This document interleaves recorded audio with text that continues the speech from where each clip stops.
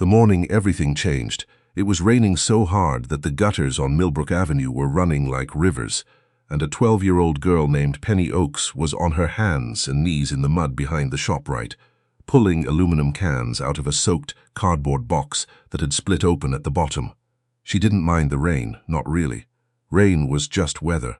What Penny minded was the way the shift manager at the ShopRite always watched her from the loading dock with that look. The one that wasn't quite pity and wasn't quite suspicion, but sat somewhere uncomfortable in between. She'd learned to work fast. Get in, fill the bag, get gone. That morning she had 11 cans when she found the briefcase. It was wedged between the dumpster and the concrete wall, half hidden under a flattened pizza box. Black leather, the expensive kind that didn't look expensive until you touched it. Penny touched it. She wiped her wet hand on her jeans and touched it again because she thought she'd imagined how smooth it felt. She hadn't. There was no lock. The latch was broken, actually, snapped clean off, like someone had forced it open in a hurry and then just left the whole thing there. Penny looked around. The loading dock was empty. The manager had gone back inside. The rain was coming down harder now, drumming against the dumpster lid in a sound like applause. She opened it. Later, she would try to explain to the police officer what it felt like to see that much money in one place, and she would fail completely. All she could think to say was that it looked wrong. Like something that belonged in a movie, not in an alley behind a grocery store in Delwood, Ohio. The bills were banded in stacks. She didn't count them. She wasn't stupid. She knew enough to know that this was not the kind of money that belonged to anyone who would leave it by accident. But she also knew that whoever it belonged to was probably very afraid right now, and that mattered to her in a way she couldn't quite name but felt very clearly in her chest. Penny closed the briefcase. She left her 11 cans right there in the mud and walked 6 blocks in the rain to the Delwood Police Department, carrying a briefcase full of money she hadn't counted and didn't want. The officer at the front desk was a young woman named Rivera, who looked barely old enough to be in high school and who took one look at Penny, soaked through, muddy, 12 years old, dragging a briefcase, and said very carefully, "Okay, tell me everything." Penny told her everything. Rivera called her sergeant. The sergeant called someone else. Within 20 minutes, Penny was sitting in a plastic chair with a cup of hot chocolate she hadn't asked for but was grateful for, and 3 adults were standing around the briefcase like it might bite them. "You didn't take anything?" the sergeant asked. His name was Hooper. He had kind eyes and a mustache that was slightly too large for his face. "No, sir. You didn't open it and close it again. I opened it to see what was inside. Then I closed it and walked here." Hooper looked at her for a long moment. "In the rain? Yes, sir, without telling anyone. My mom was at work." Something shifted in his expression. Not pity. She was used to pity, and this wasn't it. It was closer to respect, which was rarer and felt different. "What's your name, sweetheart?" "Penny." "Penny Oakes. How old are you, Penny?" 12. Hooper crouched down so he was at her eye level, which grown-ups almost never did. "That briefcase has a lot of money in it. Do you know how much?" She shook her head. She hadn't counted, and she wasn't going to pretend she had. $84,000, he said. Penny took a sip of her hot chocolate and said nothing because there was nothing useful to say. "And you just brought it here. It wasn't mine," she said simply. And Hooper stood back up with a long exhale and looked at his colleagues with an expression that none of them could quite decode. The briefcase belonged to a man named Gerard Ashworth. Penny didn't know that yet. She found out the same way she found out most things, by paying attention. She was still in the plastic chair, finishing her hot chocolate and trying to wring some of the water out of her ponytail, when she overheard Rivera on the phone at the front desk. "Mr. Ashworth, we have your briefcase." "Yes, sir." "Intact, all of it as far as we can tell." A pause. "It was brought in by a child, sir." Another pause longer. "I know. Can you come down to the station?" Gerard Ashworth. Even the name sounded like money. Penny turned it over in her mind while she waited. She knew the name, vaguely, the way you knew the names of people who were important in a town you lived in, but didn't really belong to. Ashworth Logistics had a big warehouse on the east side of Delwood. There were 2 buildings downtown with his family's name on bronze plaques near the doors. Her 5th-grade teacher had once said something about the Ashworths endowing the new wing of the public library, and Penny had filed that information away without knowing why. He arrived at the station 40 minutes later. She heard him before she saw him, the sound of a heavy door, quick footsteps, a voice that was used to being heard in large rooms. Then he came around the corner and stopped when he saw her. Gerard Ashworth was tall, with the kind of broad-shouldered build that suggested he'd once been athletic and hadn't entirely let it go. He was maybe 60, or close to it. Silver at the temples, a good coat, the kind with actual buttons. He had the look of a man who had been running on adrenaline for the past several hours and was now, very suddenly, running out. He looked at Penny. Penny looked at him. "You're the one who found it," he said. It wasn't a question, but she nodded anyway. Gerard Ashworth crossed the room in 4 strides and crouched down the way Hooper had, eye level, which she was starting to think might just be something decent people did, and he said, "Are you all right?" Of all the things she'd expected him to say, that was not one of them. "I'm a little wet," she said honestly. Something cracked in his expression. It wasn't quite a smile. It was the look of a man who hadn't smiled in a while and had forgotten exactly how. "Yes, I can see that." He looked at her hands, still cradling the empty paper cup. "Are you cold? Have they gotten you anything warm to eat?" "The hot chocolate was good, that's not food." He stood up and said something to Rivera about ordering food for the girl, and Rivera looked surprised, but called the diner 2 blocks over.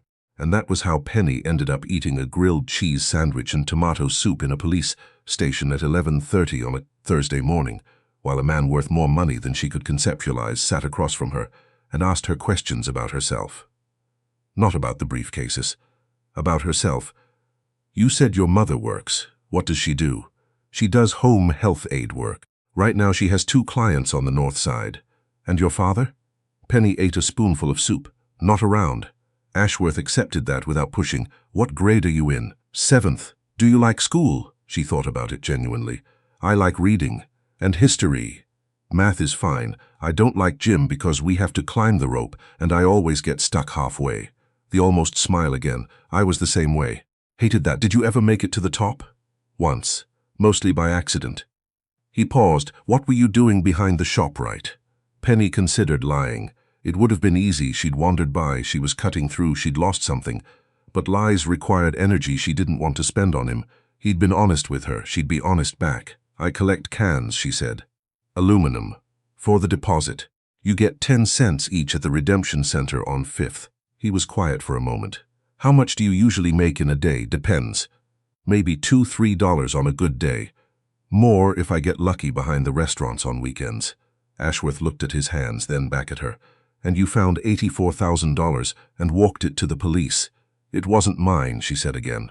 Same words as before. Same simple certainty.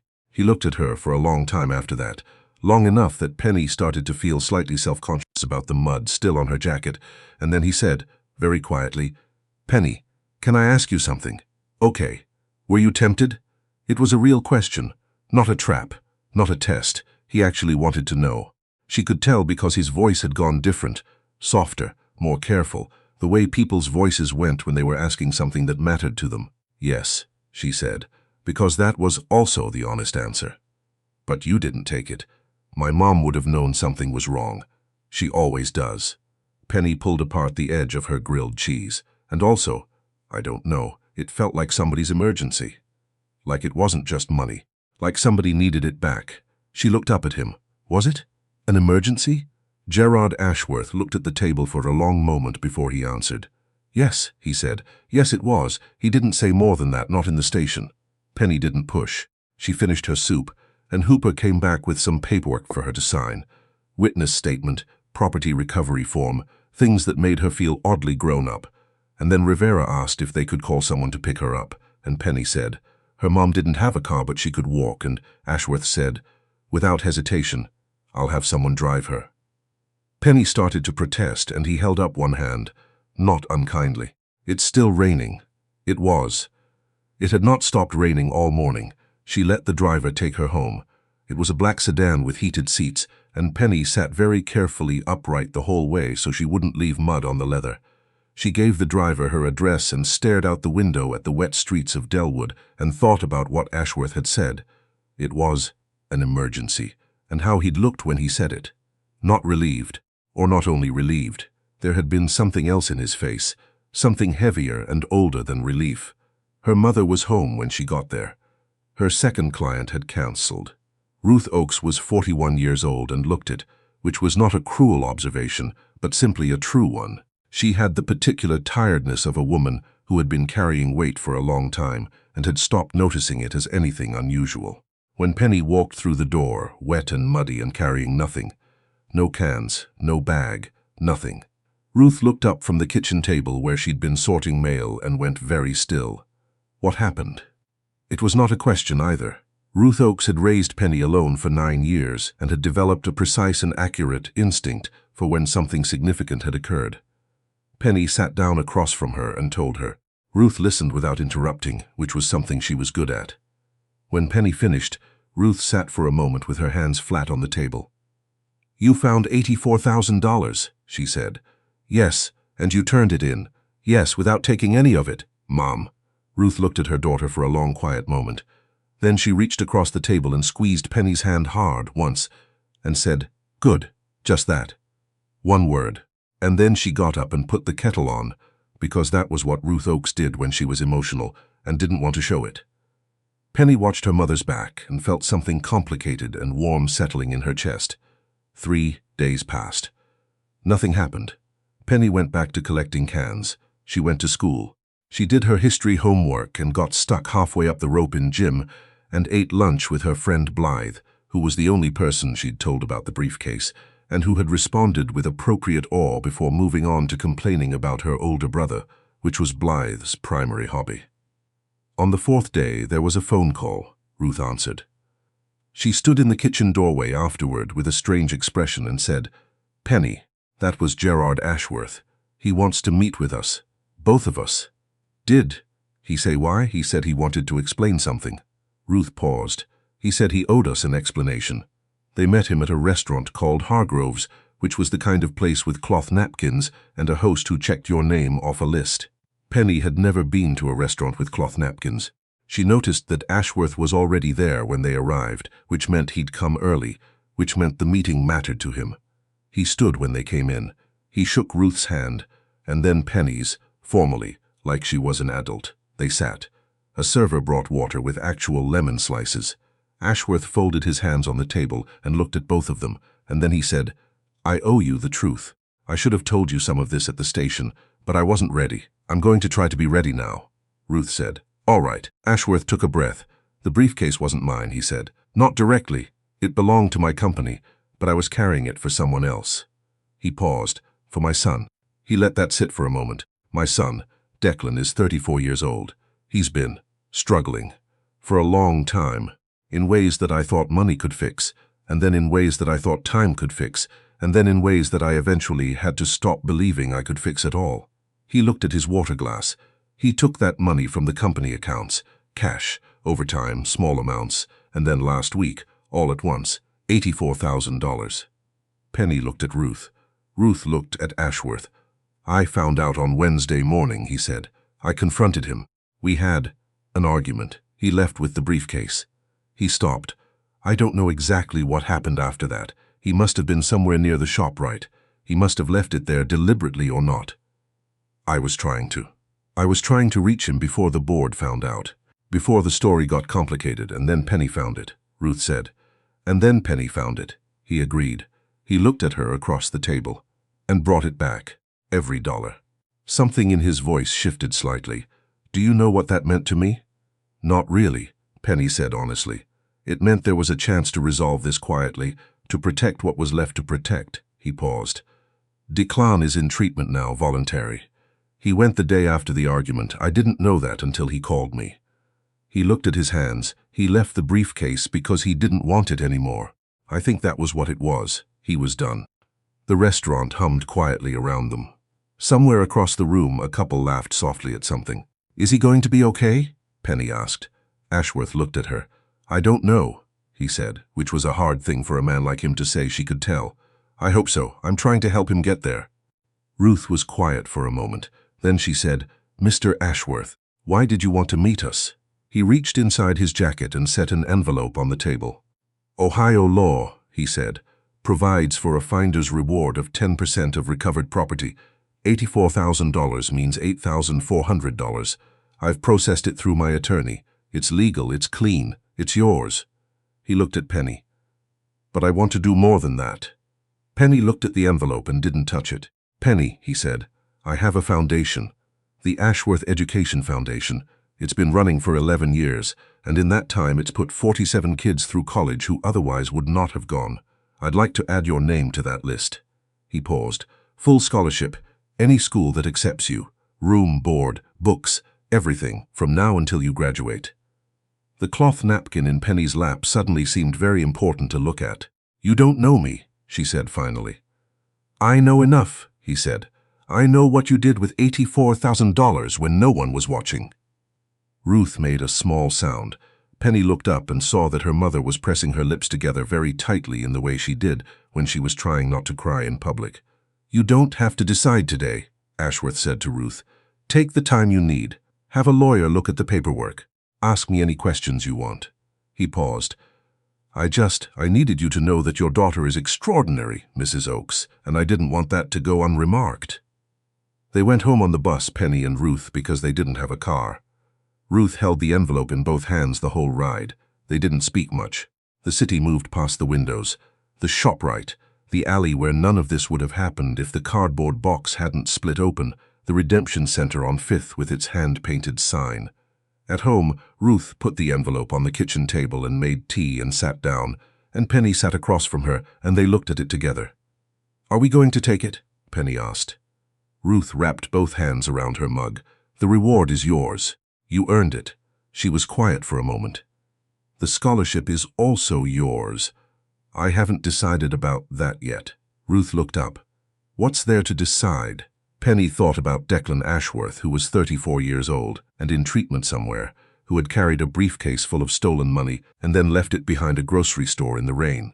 She thought about what it meant to be so tired of something that you just put it down and walked away.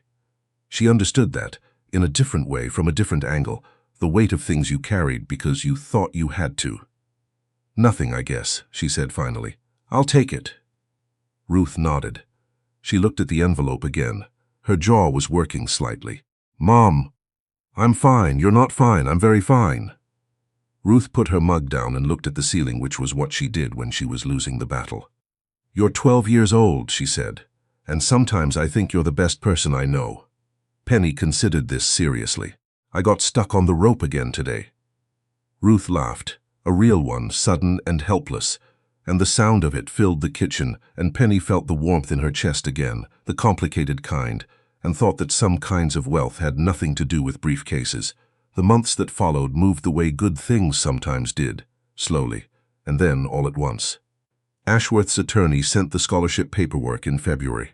Ruth had her own attorney look at it, a woman from the legal aid clinic on Delaney Street who reviewed the whole thing for free and told Ruth it was, in her words, as clean as I've ever seen. They signed. Penny told Blythe, who screamed so loud in the school hallway that 3 lockers burst open from the vibration.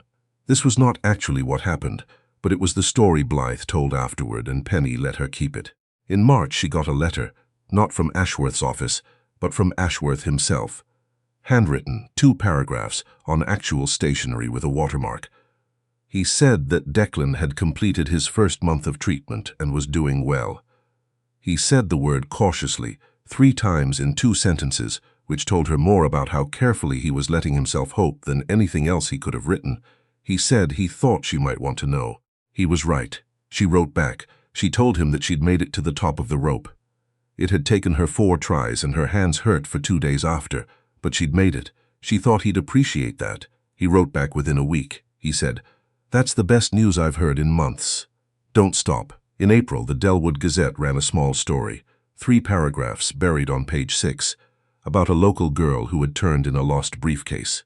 Penny's name wasn't in it because Ruth had asked them to leave it out, but the story got picked up by the regional news anyway, and for about a week, Penny had the deeply uncomfortable experience of strangers in the ShopRite, recognizing her. It passed. Things did. In May, on the last day of 7th grade, Penny walked to the redemption center on 5th with a bag that had taken her the whole week to fill. 43 cans. 4:30. The man at the counter, whose name was Powell and who had been counting her cans for 2 years, counted them out, and slid the coins across to her and said, without looking up, "Heard you're getting a scholarship." "News travels," Penny said. "In Delwood it does." He looked up. "You still coming in over the summer?" She thought about it. She thought about the alley behind the ShopRite, the rain, the pizza box, the smooth black leather that felt different from anything she'd expected. She thought about what it meant to pick something up because it needed picking up and to carry it where it belonged. "Yeah," she said, "I'll still come in." Powell nodded like that was the right answer and slid one more dime across the counter. For good measure, she figured, though she hadn't counted 44 cans. She didn't question it. She put the coins in her pocket and walked home through a warm May afternoon, past the ShopRite and the police station and the restaurant with the cloth napkins. And she thought about September and college someday, and Declan Ashworth climbing whatever rope was in front of him, and her mother's laugh filling up their small kitchen. The dime was extra, but she kept it anyway. Some things you just kept.